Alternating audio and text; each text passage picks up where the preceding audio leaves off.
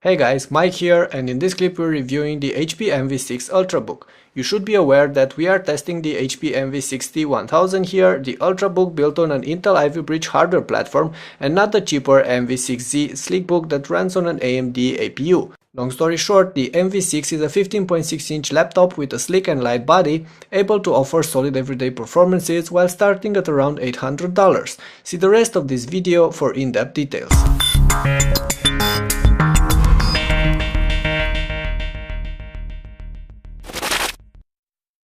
We're going to start by taking a look at the exterior, as the MV6 is a slim notebook only 0.8 inches thick and weighing 4.7 pounds, while the average 15.6-inch laptops are way bulkier and heavier. HP offers the MV6 in two color options. I got to play with the standard one that comes with a black aluminum hood and interior and dark red plastic bottom and sides, blended together into a solid built device. Smudges and fingerprints are a bit annoying on the black finish, but besides that, there's nothing wrong with this laptop. The ports are on the sides, and except for VGA, the HP 6 offers everything we usually get on notebooks in this class. On the left, there's the LAN adapter, HDMI output, two USBs, a card reader and some status LEDs. On the right, you'll get the Kensington lock, the headphone and mic jacks, another USB and the PSU. As for the bottom, this one is made from this smooth, rubbery plastic and only offers a bunch of cooling grills, as there's no quick way to access the battery or the internals. Lifting the lid cover, you'll notice the same dark aluminum used for the palm rest and the sides, while there's some regular plastic between the keys and the plastic grill on top that covers the Beats audio speakers. The 15.6-inch screen does have a small bezel, but unfortunately that's made from glossy plastic and will catch fingerprints. On top of the display there's a True Vision HD webcam. The screen itself is glossy as well, which means you'll have a hard time using this computer in strong light, plus it only comes with 1366 by 768 pixels resolution.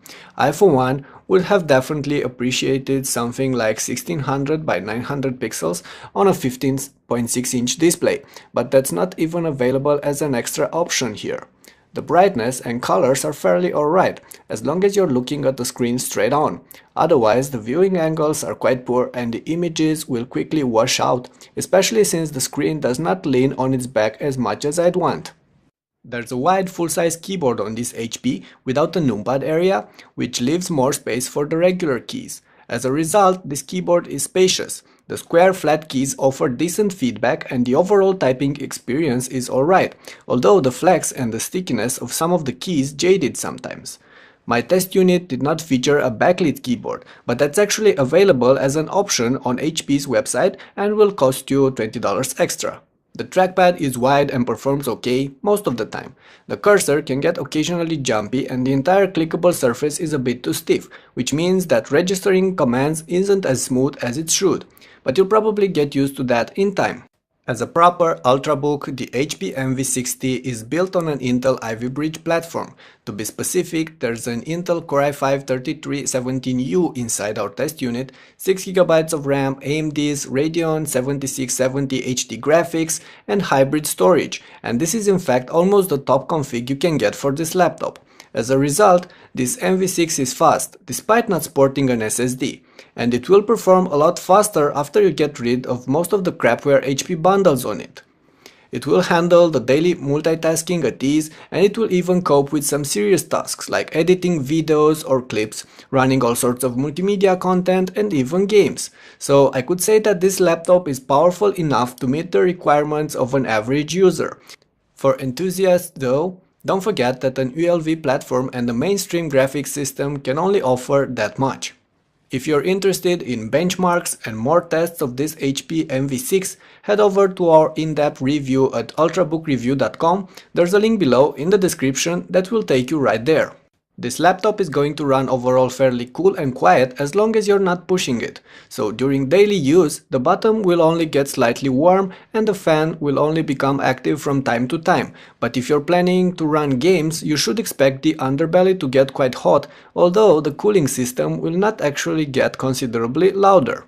You get Beats Audio branded speakers on this laptop, placed on top of the keyboard, and I must say that the sound quality of this HP is above average and definitely superior to what you get on standard 15.6-inch laptops, even with the volume turned towards maximum.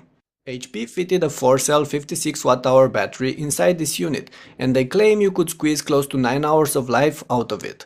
In real life, I only managed to get about 4.5 hours of daily average use and close to 5 hours of looping an HD movie on power saver mode. As we head towards the end of this review, we should also mention that the HP Envy-6T currently starts at about $800, while this particular config that we tested here will get you closer to $900. That's a bit expensive for a 15.6-incher, but still a good price for an Ultrabook. All in all, the HP Envy-6 is an interesting 15.6-inch laptop and one of the few Ultrabooks available in this class. It's definitely thinner and lighter than most of its competitors and aesthetically appealing as well. It's fast enough for the average daily tasks, but can also deal with games or HD movies, and that Beats Audio sound system really enhances its multimedia abilities. On the other hand, the keyboard and the trackpad, the screen and the battery life are already alright, but some of you might find them just not good enough. In the end, it's up to you to decide if the HP Envy-6T is worth the cash and should or should not become your next Ultrabook. My written review will help you with more in-depth details about this unit. There's a link towards it in the description below. That's about it for this video review. Don't forget to share it to your friends and subscribe to our channel if you liked it.